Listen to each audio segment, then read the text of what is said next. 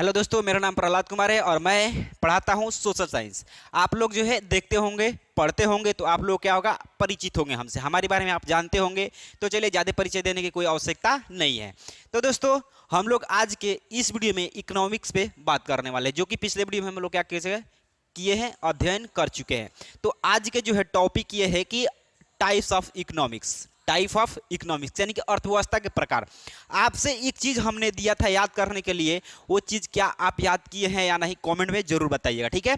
तो देखिए, बात यानी कि आपको सवाल ये दिए थे, एक डाटा दिए थे आपको याद करने के लिए, जो कि आपको याद होगा, आपके बुक में जो है पेज नंबर 5 में दिया हुआ है कि राष्ट्रीय आय में, जो राष्ट्रीय आय है, आगे बताएंगे आपको राष्ट्रीय आय किसे कहते हैं, क्या होता है, ठीक है। तो राष्ट्रीय आय में जो प्राथमिक क्षेत्र, द्वितीय क्षेत्र एंड तृतीय क्षेत्र का कितना परसेंट, कब और कितना परसेंट योगदान था, ये जो है मैंने आपको पिछली वीडियो में बता रखा है। वो जो है वहां से जो है आपको 3 से 4 नंबर, ठीक है, प्रश्न जो है वहां से आपसे पूछे जाएंगे। तो आप क्या कीजिए, उसको जाकर के पहले तो उस तालिका को पहले याद कीजिए, क्योंकि हम आपको दे रहे हैं बेहतर से बेहतर शिक्षा। और हमारा ये कोशिश रहता है कि हमसे जो स्टूडेंट्स पढ़े, यानी कि जो सामाजिक विज्ञान पढ़े, वो इसमें उसे इस सब्जेक्ट में किसी प्रकार की समस्या न हो। तो वैसे समस्या यदि न हो, यदि फिर भी हो जाता है, तो आप चैट सेक्शन में जरूर बताइए, आपके लिए हम हाजिर हैं। ओके, तो चलिए, ठीक है, बढ़ते हैं अपने टॉपिक पे। अब टॉपिक हमारा यही था, अर्थव्यवस्था के प्रकार। अर्थव्यवस्था के प्रकार समझिएगा, मतलब कि अर्थव्यवस्था कितने प्रकार के होता है, ठीक है। हमने आपको एक चीज बताया था, देखिए आपको कंफ्यूजन नहीं होना चाहिए, इसलिए हम आपको एक चीज बता रहे हैं कि आप बोलिएगा कि सर आप अर्थव्यवस्था के संरचना, ठीक है, संरचना या ढांचा, वो भी 3 प्रकार का था। तो आप ये मत यहाँ पे डाउट रखिएगा कि अर्थव्यवस्था के प्रकार और अर्थव्यवस्था के संरचना, कोई यदि आपसे पूछे तो दोनों को एक ही में मत मिला करके मार दीजिएगा, ठीक है। ऐसा भूल आप बिल्कुल भी मत कीजिएगा। तो देखिए, अर्थव्यवस्था की संरचना का मतलब होता है कि अर्थव्यवस्था में जो है विभिन्न प्रकार की आर्थिक क्रियाएं होती है। Concept clear? आर्थिक क्रियाएं होती है, उसको विभाजित किया गया है। वो जो कौन कौन सा क्षेत्र है, तो प्राथमिक क्षेत्र है, द्वितीय क्षेत्र है एंड तृतीय क्षेत्र है। ये जो चीजें हैं, ये सब आर्थिक क्रियाएं हैं। इसको अध्ययन करने के लिए यानी कि अर्थव्यवस्था की संरचना में इसको रखा गया है। अर्थव्यवस्था का संरचना का मतलब होता है कि उसमें विभिन्न आर्थिक क्रियाओं के पहलुओं का उल्लेख करना। तो यहाँ पर आपको डाउट नहीं होना चाहिए। अर्थव्यवस्था के प्रकार मतलब कि हमारे पूरे भारत में जो है अर्थव्यवस्था के कितने प्रकार हैं, यानी पूरे विश्व में, वो हम लोग क्या करेंगे, अध्ययन करेंगे, वो होता है। तो अर्थव्यवस्था भी 3 प्रकार के होता है। संरचना तो जान गए कि प्राथमिक क्षेत्र, द्वितीय क्षेत्र, तृतीय क्षेत्र, ये आर्थिक क्रिया है भैया, आप इसको भूलिएगा मत, ये आर्थिक क्रिया है। प्राथमिक, द्वितीय, तृतीय क्षेत्र, ये क्या है, आर्थिक क्रिया है। इसमें विभिन्न प्रकार की क्रियाएं संपादित की जाती है, उसको हम आर्थिक अर्थव्यवस्था की संरचना के अंतर्गत उसको शामिल किए हैं। लेकिन यहाँ पर बात आता है कि अर्थव्यवस्था के प्रकार, तो इसमें आएगा, देखिए इसमें सबसे पहले एक आता है पूंजीवादी अर्थव्यवस्था। कौन? पूंजीवादी। देखिए एक एक करके हम आपको बताने के प्रयास कर रहे हैं, ठीक है। पूंजीवादी अर्थव्यवस्था समझिएगा चीजों को, यहां से जो है आपके कॉन्सेप्ट क्लियर हो जाना चाहिए। यदि आपसे प्रश्न कोई पूछे या फिर एग्जाम में आपसे पूछे कि अर्थव्यवस्था से आप क्या समझते हैं, अर्थव्यवस्था किसे कहते हैं, अर्थव्यवस्था को परिभाषित कीजिए, तो आप क्या कीजिएगा, जैसे हम लोग संसाधन में पढ़े थे, संसाधन जो था भूगोल, उसमें हम लोग पढ़े थे क्या, व्यक्तिगत संसाधन। देखिए व्यक्तिगत संसाधन का ही ये डिफिनीशन जो है इस पर जो है सूट करेगा। समझ, अब कैसे समझिएगा, हम आपको बता रहे हैं, ठीक है, समझिएगा। पूंजीवादी अर्थव्यवस्था वह अर्थव्यवस्था है जहां उत्पादन के साधनों का स्वामित्व जो निजी व्यक्ति के पास होता है। उसमें भी निजी व्यक्ति के पास था, कोई संसाधन था, उस पर क्या था, निजी व्यक्ति का अधिकार था। ये मार्कर है तो सिर्फ मेरा अधिकार है, न कि पूरे मोहल्ले का अधिकार है। इस पर क्या है, सिर्फ मेरा अधिकार है, आपका अधिकार नहीं है, क्योंकि मैंने ये अपने काम के लिए जो है खरीद करके रखा हुआ है, ठीक है। यानी कि आपको पढ़ाने के लिए मेरी आवश्यकताओं को पूर्ति करेगा, यानी मेरे ये जो संसाधन है मेरा है, इस पर सिर्फ मेरा अधिकार होगा। आपका मोबाइल फोन है वो केवल आपका है, उस पर किसी का अधिकार नहीं है, न कि समाज के वर्गों का अधिकार है, किसी का नहीं है, सिर्फ आपका अधिकार है उस पर। तो वो क्या होगा, पूंजीवादी अर्थव्यवस्था। क्लियर? व्यक्तिगत में भी वही देखे थे, व्यक्तिगत संसाधन। अब पूंजीवादी अर्थव्यवस्था में चल रहे हैं, अर्थव्यवस्था में चल रहे हैं, यहाँ पे कॉन्सेप्ट क्लियर से, डाउट किसी प्रकार के नहीं रहना चाहिए। ओके, तो लिख लीजिएगा, हम बोल रहे हैं पूंजीवादी अर्थव्यवस्था वह अर्थव्यवस्था है जहां उत्पादन के साधनों का स्वामित्व जो है, उत्पादन के साधनों का स्वामित्व जो है निजी व्यक्ति के पास होता है, जो इसका उपयोग निजी लाभ के लिए करता है, जो निजी लाभ के लिए करता है। ये तो आप मान के चलिए आपके पास फोन है, तो आप तो फोन का यूज कर रहे हैं, उपयोग कर रहे हैं, वो क्या निजी काम के लिए कर रहे हैं, निजी काम के लिए कर रहे हैं, खुद को इस्तेमाल कर रहे हैं, क्या कर रहे हैं, खुद अपने लिए इस्तेमाल कर रहे हैं। आपके पास पैसा है, वो क्या है, आपके पास जो पैसा है वो संसाधन है, वो वस्तु है जिस पर क्या आपका सिर्फ अधिकार है, उसका क्या कर रहे हैं आप, खुद के विकास के लिए उसका इस्तेमाल कर रहे हैं, तो वो क्या होगा, पूंजीवादी अर्थव्यवस्था होगा। क्लियर। तो इसमें जो है देश आएगा अमेरिका, जापान, ऑस्ट्रेलिया। क्या, देखिए एग्जाम्पल में ये सारी चीजें हैं, अमेरिका,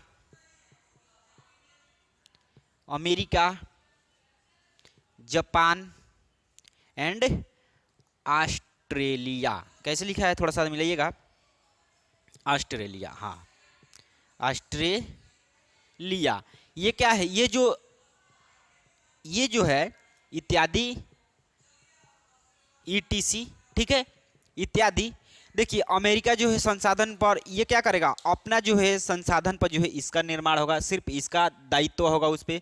जापान एंड ऑस्ट्रेलिया ये क्या करता है, जो भी वस्तु का या संसाधन का जो है उत्पादन करता है वो खुद के लिए करता है, न कि सभी के लिए करता है, वो किसी को नहीं देता है। इसलिए क्या ये पूंजीवादी अर्थव्यवस्था के अंतर्गत आता है। यदि हम आपसे पूछे, ऑब्जेक्टिव जब हम कराएंगे तो आप वहाँ पे देखिएगा कि पूंजीवादी अर्थव्यवस्था में कौन कौन से देश जो है शामिल है, तो आपको याद रहेगा, या पूंजीवादी अर्थव्यवस्था कहाँ पाया जाता है, तो इन तीनों में से कोई एक हम आपको देंगे, या फिर एग्जाम में आपको देगा कोई एक, ठीक है, या तीनों देगा और सभी लिख देगा। तो आप जानते रहिएगा, तभी तो आप टिक आउट कीजिएगा।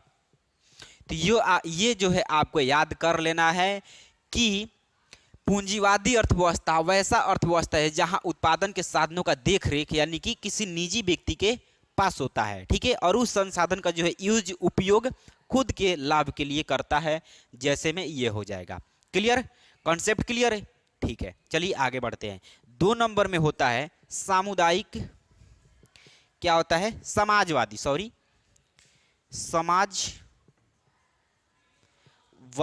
समाजवादी अर्थव्यवस्था। समझिएगा इसका मतलब क्या है, समझिएगा। हम लोग जो है अर्थव्यवस्था में चले थे, अर्थव्यवस्था में क्या देखे थे, समाजवादी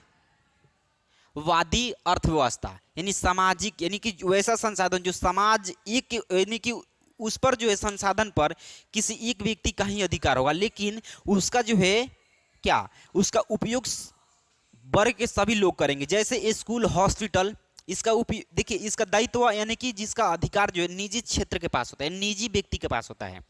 जैसे स्कूल का प्रिंसिपल, हॉस्पिटल है तो उसका एक अलग मालिक है, उसके हैंड में रहता है, ठीक है, तो ठीक है, तो निजी लाभ के लिए करता था, ठीक है, वो क्या करता, समाज के सभी वर्ग यानी कि निजी अधिकार में था, किसी एक व्यक्ति का अधिकार क्षेत्र में था, लेकिन उसका उपयोग जो है समाज के सभी लोग करते थे। तो वही यहाँ पे कह रहा है कि समाजवादी वह अर्थव्यवस्था है जहाँ उत्पादन के साधनों का स्वामित्व एवं संचालन, निजी भी जो स्वामित्व यानी अधिकार, संचालन जो है उस पर नियंत्रण कौन करेगा, वही करेगा। अब की आपको बता रहे हैं, ठीक है। संचालन देश के सरकार के पास होता है जिसका उपयोग समाज के कल्याण के लिए किया जाता है। फिर से सुनिएगा, सामाजिक अर्थव्यवस्था, समाजवादी अर्थव्यवस्था वह अर्थव्यवस्था है जहां उत्पादन के साधनों का देखरेख सरकार के पास होता है और उस संसाधन का उपयोग समाज के सभी वर्ग के लोग करते हैं। ये आप डिफिनीशन याद कर लीजिए, आपके बुक में है वो याद कर लीजिए, दोनों क्या है, सेम है, ठीक है। तो इसमें कौन कौन सा देश आ जाएगा, चीन, क्यूबा, चीन क्या है, चीन, क्यूबा हो जाएगा इत्यादि, चीन, क्यूबा। ये क्या करता है, चीन और क्यूबा जो देश है ये क्या करता है, समझिएगा, जो कोई संसाधन होगा, मान के चलिए कि ये क्या है, मान लीजिए, ठीक है, मान लीजिए, मजाक के सेंस में मत लीजिएगा, मान लीजिए ये क्या है, मार्कर है, मार्कर है। तो ये क्या है कि इस पर जो ये संसाधन है, एक वस्तु है, तो इसका जो संचालन, ठीक है, संचालन और स्वामित्व किसके पास होगा, सरकार के पास होगा। लेकिन इसका यूज कौन करेगा, हम लोग करेंगे, यानी कि ये देश में जितने लोग होंगे वो सभी लोग करेंगे, ठीक है। तो अब इसके यानी कि समाजवादी अर्थव्यवस्था के अंतर्गत कौन कौन सा देश आता है, तो चीन और क्यूबा, इसको भी आप याद कर लीजिएगा। क्लियर। चलिए थोड़ा सा आगे बढ़ते हैं, और लास्ट आता है मिश्रित अर्थव्यवस्था। क्या, मिश्रित, देखिए समझिएगा,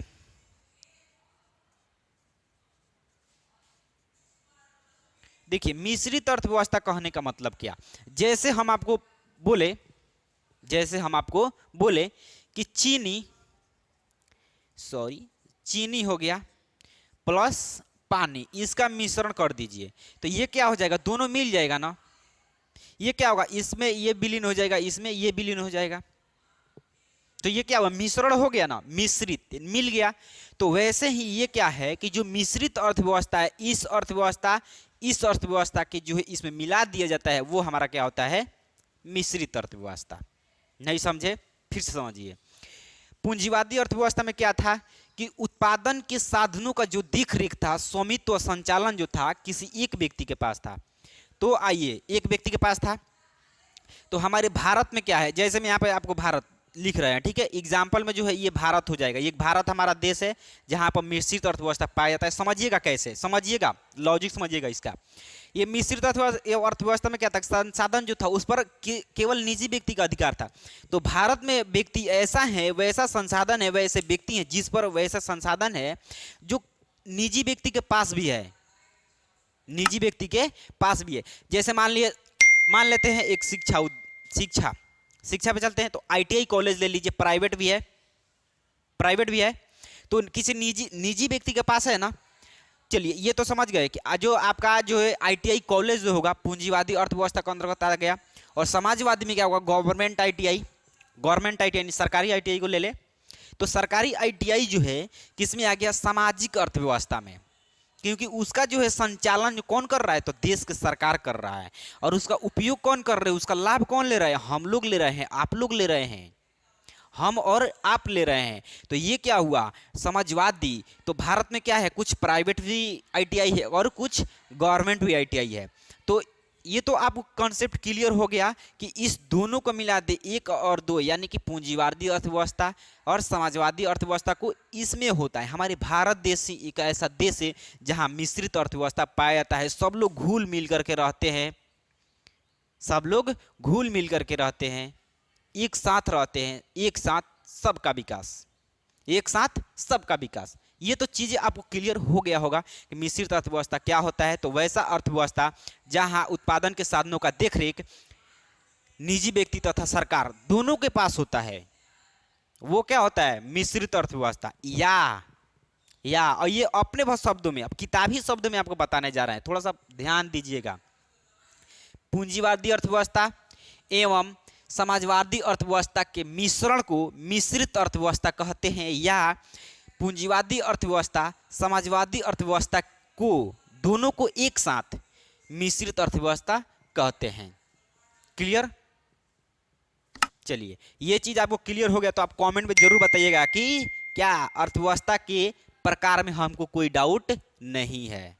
ये चीज आप कमेंट में जरूर बताइएगा ताकि हम भी समझे, हम भी देखें कि आप हमारे माध्यम से जो है जो सुविधा प्रोवाइड कराया जा रहा है वो जो है आपके दिमाग में जा रहा है या नहीं जा रहा है।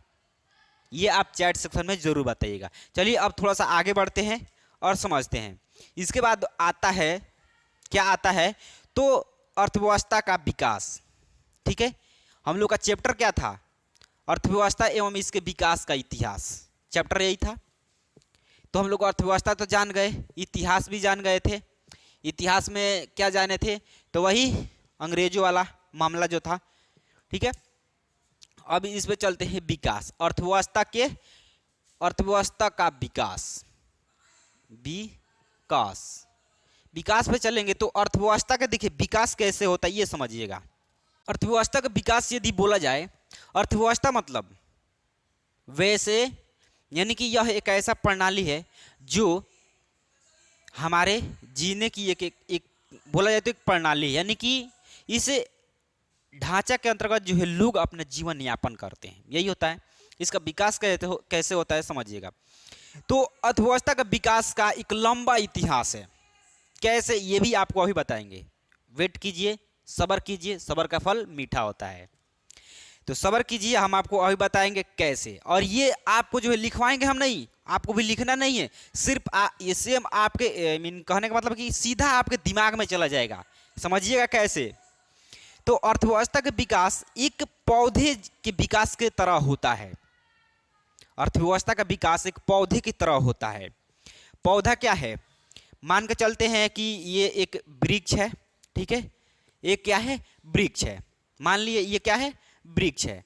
तो इसका अब समझिएगा कैसे विकास हुआ है। इसका विकास कैसे हुआ है, एक बाई कितना बड़ा हो गया है, इसका लंबाई कितना है, यदि लंबाई मान ले 20 मीटर मान ले, चलिए मान लिए, तो इसका लंबाई क्या है 20 मीटर है। ऐसा तो नहीं ना है कि ये वृक्ष जो है एक ही बार बड़ा हो गया है, 20 मीटर हो गया है।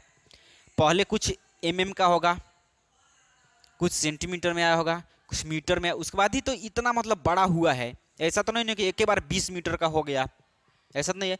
तो जैसे धीरे धीरे पेड़ का एक विकास होता है, क्या, जैसे धीरे धीरे एक पेड़ का विकास होता है वैसे ही धीरे धीरे अर्थव्यवस्था का विकास होता है। समझिए कैसे। यदि आपके अर्थव्यवस्था पर लेकर के चले, मेरे अर्थव्यवस्था पर लेकर के चले, तो मान के चलिएगा, ठीक है, कि हम लोग गरीब हैं। हम लोग क्या है, गरीबी रेखा के अंदर हम अपना जीवन जो है गुजर बसर कर रहे हैं। तो क्या ऐसा हो सकता है कि हम लोग एक ऐसा तूफान आए, एक ऐसा पल आए, एक ऐसा समय आए जो जिस पल जिस समय हम लोग क्या करें, एक ही बार अमीर हो जाए? ऐसा हो पाएगा? नहीं हो पाएगा। इसको जो है अमीर में कन्वर्ट करने के लिए, यानी अमीर बनने के लिए काफ़ी लंबे समय का इंतजार करना पड़ेगा। तो वही होता है कि अर्थव्यवस्था का विकास एक लंबा इतिहास है। क्या है, एक लंबा इतिहास है। तो इसको क्या है, विकास करने के लिए हमें काफ़ी समय लग सकता है इसमें। तो जैसे एक पेड़ के वृद्धि होने में ये वाला मामला आपको क्लियर हो गया। चलिए आगे बढ़ते हैं। जिस तरह पौधे का क्रमशः विकास होते जाता है और परिपक्व की स्थिति में उसके फल, डाली आदि का उपयोग मानव हित में किया जाता है, ठीक उसी तरह अर्थव्यवस्था का आदिम काल से अब तक विकास हुआ है। यदि समझिएगा कि अंग्रेजों ने हम पर कितने साल, यानी कि 1947 के पहले क्या था, हमारा देश तो इतना में आज़ाद हुआ था 15 अगस्त 1947 को, 15 अगस्त 1947 को। तो इससे पहले जो था, अंग्रेज हमारे देश पे यानी भारत देश पर 200 वर्षों तक अपना राज कायम करके रखे थे, ठीक है, अपना राज कायम करके रखे थे। तो ये बताइएगा कि हमारा जो है, आप तो जानते हैं कि अभी भी हमारा देश क्या है, विकासशील के अंतर्गत आता है, यानी कि विकास कर रहा है। हालांकि विकास अभी नहीं किया है, विकासशील यानी विकास अब कर रहा है, डेवलप हो रहा है। तो ऐसा तो नहीं ना है। यदि समझिए कि अर्थव्यवस्था का यदि विकास एक वाइक होने वाला होता तो अब तक हमारा देश विकासशील होता क्या? नहीं होता ना, विकासशील नहीं होता, हालांकि क्या होता, विकसित देश होता। तो ये तो आपको क्लियर हो गया कि जो है यदि अर्थव्यवस्था का विकास करना है तो धीरे धीरे होगा, ना कि एक वाइक होगा, ठीक है, समझिएगा। ये तो आपको कॉन्सेप्ट क्लियर हो गया। तो बस आपको यही बताना है। कोई यदि पूछे कि अर्थव्यवस्था का विकास कैसे होता है तो सेम आपको क्या करना है, उसको सुना करके आना है कि अर्थव्यवस्था का विकास एक लंबा इतिहास है। जैसे, ठीक है, जैसे एक पेड़ का विकास होता है, धीरे धीरे एक पेड़ का विकास होता है, वैसे ही अर्थव्यवस्था का जो है विकास होता है। बस यदि आप अपने से इसमें ऐड करना चाहिए, यदि हम यहाँ पर आपके सामने बोलना चाहें तो इसके बारे में हमें, यानी कि हमारे जो बात होगा, इसके बारे में जो वाणी निकलेगा वो अनंत होगा। तो आपको हम समझा दिए, आपके दिमाग में चला गया है, समझ गए हैं, तो क्या कीजिएगा, अपने से जो है 50 शब्दों में लिखने का प्रयत्न जरूर कीजिएगा, ठीक है। चलिए आगे बढ़ते हैं। अब अर्थव्यवस्था के विकास में दो चीज आता है। ये क्या है, अर्थव्यवस्था के विकास में क्या आता है, तो पहला आता है आर्थिक विकास। आर्थिक विकास, और दूसरा होता है मौद्रिक विकास। मौद्रिक विकास। तो इसके बारे में पहले समझते हैं पूरा डिटेल में, उसके बाद इसके बारे में समझते हैं। ठीक है, इसको आप नोट कर लीजिएगा। और सबसे पहले समझते हैं, सॉरी यहाँ पे आर्थिक होगा, सॉरी, ठीक है, यहाँ पे आर्थिक विकास होगा। तो और ये मौद्रिक विकास, तो इसके बारे में पहले समझते हैं, उसके बाद से इसके बारे में समझते हैं। तब तक इसको क्या कहते हैं, यहाँ से मिटा देते हैं। तो देखिए, आर्थिक विकास का मतलब होता है कि खुद का विकास। आर्थिक विकास का मतलब होता है खुद का विकास। तो देखिएगा, पहले हम आर्थिक विकास की चर्चा करेंगे, जो कि निम्न आर्थिक नियोजन के द्वारा संपन्न होता है। सबसे पहले समझिएगा कि एक अर्थशास्त्री आए जिनका नाम है प्रोफेसर रोस्टोव। क्या नाम है? Professor Rostov. इन्होंने क्या बताया था, किसके विषय में? आर्थिक विकास के विषय में। समझिएगा, इन्होंने बताया ये था कि इसके अनुसार समझ रहे हैं, तो आर्थिक विकास एक और श्रम शक्ति में वृद्धि दर, श्रम शक्ति में मतलब कि काम कार्य में जो है वृद्धि का दर, तथा दूसरी ओर जनसंख्या में वृद्धि के बीच का संबंध है। यदि आर्थिक विकास करना होगा तो जनसंख्या में वृद्धि भी होगा। ठीक है, जनसंख्या में वृद्धि भी होगा, और श्रम शक्ति में जो है श्रम कार्य जो है, यानी कि आर्थिक कार्य क्या होगा? श्रम ही ना होगा। जो कार्य हम करेंगे, खुद कार्य करेंगे, वो क्या होगा? श्रम होगा। तो इसमें जो है विकास और क्या जनसंख्या में विकास, ये दोनों के बीच का जो है संबंध है। इन्होंने यही बताया, और ये बात सही है। जब तक जो है जनसंख्या विकास नहीं करेगा, वृद्धि नहीं होगा, तब तक क्या होगा? ये आर्थिक विकास जो है, ठीक है, आर्थिक विकास कभी होने वाला नहीं है। क्लियर? तो देखिएगा, इन्होंने ये बताया था, इसको आप क्या कीजिएगा, याद करिएगा कि कथन दे देगा और आपसे पूछेगा किसका कथन है, किनका कथन है। तो आप इसको पहले याद कीजिएगा। तो एक बार सुन लीजिएगा। आर्थिक विकास एक और श्रम शक्ति में वृद्धि की दर तथा दूसरी ओर जनसंख्या में वृद्धि के बीच का संबंध है। ठीक है, तो ये क्या होगा? प्रोफेसर रोस्टोव ने बोले थे। ठीक है, और दूसरा क्या था? दूसरे थे प्रोफेसर मेयर एंड प्रोफेसर, ये तो फर्स्ट हो गए, और द्वितीय क्या बोले थे? प्रोफेसर मेयर एंड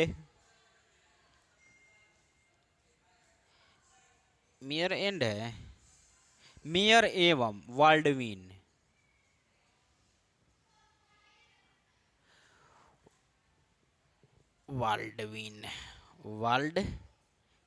इन्होंने बताया था। देखिए, ये दोनों क्या है? अर्थशास्त्री हैं। ठीक है, इन्होंने भी बताया था इसके विषय में, अर्थव्यवस्था के आर्थिक विकास के विषय में, आर्थिक विकास, और इन्होंने भी बताया था आर्थिक विकास के विषय में। तो एक तो कथन आप जान गए, और दूसरे व्यक्ति का कथन सुनिएगा ध्यान से।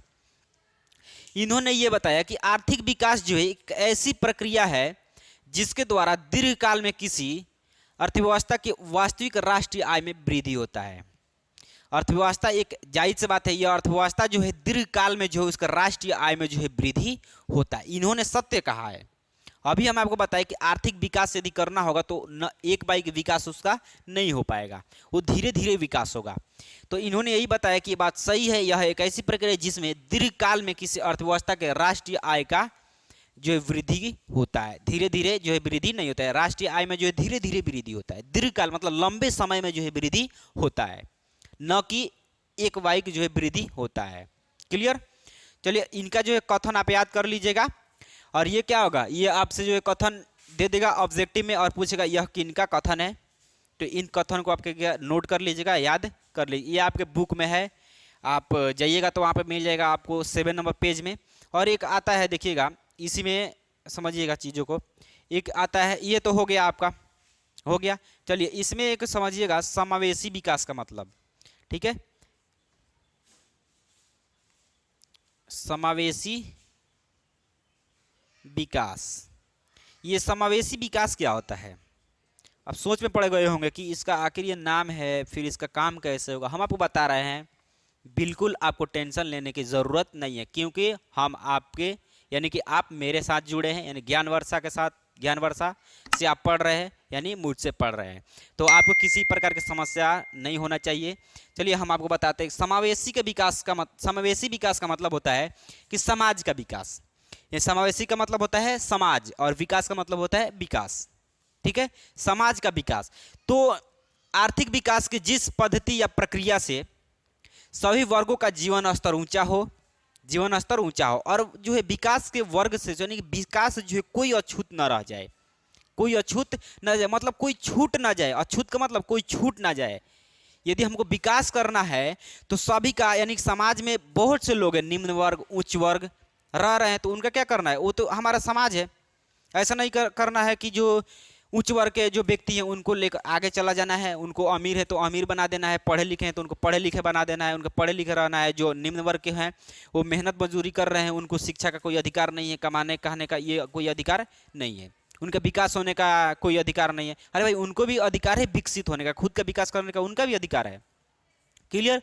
तो ये होता है कि यह एक ऐसी प्रक्रिया है या पद्धति या प्रक्रिया है जिसमें सभी वर्गों का जो है जीवन स्तर ऊंचा हो। सभी वर्ग बोले तो उच्च वर्ग, निम्न वर्ग, मध्यम वर्ग, ये तीन वर्ग के लोग जो है क्या है, इस पृथ्वी पर, इस भूमि पर रह रहे हैं। तो इन सभी का ये क्या है, हमारा समाज है भाई। इसको क्या करना है, आगे इसको लेकर के चलना है, तभी तो हमारा देश का विकास होगा। आप समझिएगा, सोचिएगा, आप ग्रामीण क्षेत्र में रह रहे हैं, वहाँ पे बहुत से देखे होंगे भूमि संसाधन के लिए अत्यधिक झगड़ा होता है, अत्यधिक झगड़ा होता है, जिसके कारण जो है हमारा अर्थव्यवस्था, यानी उनका अर्थव्यवस्था, आर्थिक क्रियाएं जो है बाधित हो जाता है। मान के चलिए, आप समझिए कैसे बाधित होता है, समझिएगा इसको। इसको यहाँ से क्या कर रहे हैं, मिटा रहे हैं, ठीक है।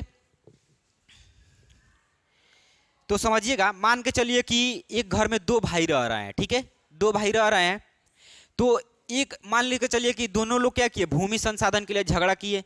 इनके पास था 100 रुपया, इनके पास था 200 रुपया, या फिर मानते हैं इनको भी क्या था, 100 रुपया था इनका। ये भी रोज का जो है एक दिन में कमाते हैं 100 रुपया, ये भी एक दिन में 100 रुपया कमाते हैं। इन लोगों ने भूमि संसाधन के लिए झगड़ा कर लिया। इसी से इन लोगों का क्या करना है, आर्थिक व्यवस्था को, अपने आर्थिक स्थिति को क्या करना है, सुदृढ़ करना है। अब ये लोग झगड़ा किए, मारपीट किए, गए लोग थाना वगैरह में, गए लोग, चले गए लोग, ये भी 100 रुपया लगाए अपने दवा के लिए, ये भी 100 रुपया लगाए अपने दवा के लिए। तो ये क्या हुआ, ये तो खत्म हो गया यहाँ से इनका, ये यहाँ से क्या हुआ, इनके पास संसाधन खत्म। अब इनको क्या करना है कि फिर से इनको क्या करना है, अपने दवा के लिए पैसा जुटाना है। अब कहाँ से लाएंगे, क्या होगा, कहीं मर जाएंगे, तो ऐसा सिचुएशन होगा ना। तो इससे क्या होगा, हमारा अर्थव्यवस्था, आपका अर्थव्यवस्था क्या होगा, बाधित होगा। ऐसे समस्याएं जो है नहीं करना है, ऐसे जो है कर्मकांड नहीं करना है, ठीक है। तो सबका विकास, सबका साथ, सबका विकास, ये चीज़ आप अपनाइए और सभी का विकास कीजिए, ठीक है। और ना किसी से झगड़ा कीजिए। बस इतना समझिए कि यदि आप झगड़ा कर रहे हैं तो आपका लॉस हो रहा है, किसी का इसमें प्रॉफिट नहीं हो रहा है, आपका लॉस हो रहा है। अरे वो सामने वाला व्यक्ति क्या है, अनपढ़ है, वो नहीं समझ रहा है, झगड़ा कर रहा है, करने दीजिए उसको, आप साइड हो जाइए, मत कीजिए। तो समझ लीजिएगा, एक बार सुन लीजिएगा और इसको नोट कर लीजिएगा, ठीक है। समावेशी विकास का मतलब होता है कि आर्थिक विकास की जिस पद्धति या प्रक्रिया द्वारा समाज के सभी वर्गों का जीवन स्तर ऊंचा हो तथा समाज के कोई भी वर्ग विकास से वंचित नहीं रहे, उसे क्या बोलेंगे, समावेशी विकास बोलेंगे। बस हो गया आपका डिफिनीशन। यानी कि समाज का विकास हम करेंगे, कोई किसी को विकास से हम वंचित नहीं रखेंगे, वो क्या होगा, समावेशी विकास होगा। क्लियर? यदि आपका कॉन्सेप्ट क्लियर हो गया है, इतना समझ में आया है, तो आप क्या कीजिएगा, कमेंट में ये बताइएगा कि सर हमें समझ में आ रहा है, हमें समझ में आ रहा है, हम सारी चीज़ें को याद कर लिए हैं, हमें एग्जाम में किसी प्रकार की दिक्कत नहीं होगा। ये चीज़ आप चैट सेक्शन में ज़रूर बताइएगा। हम आपका चैट सेक्शन यानी कमेंट का इंतज़ार करेंगे। और किसी प्रकार को यहाँ पर डाउट हो, समस्या हो, गजन हो, तो आप ज़रूर बताइएगा हमसे, ठीक है। और मिलेंगे अगले नेक्स्ट वीडियो में, तब तक के लिए बाय।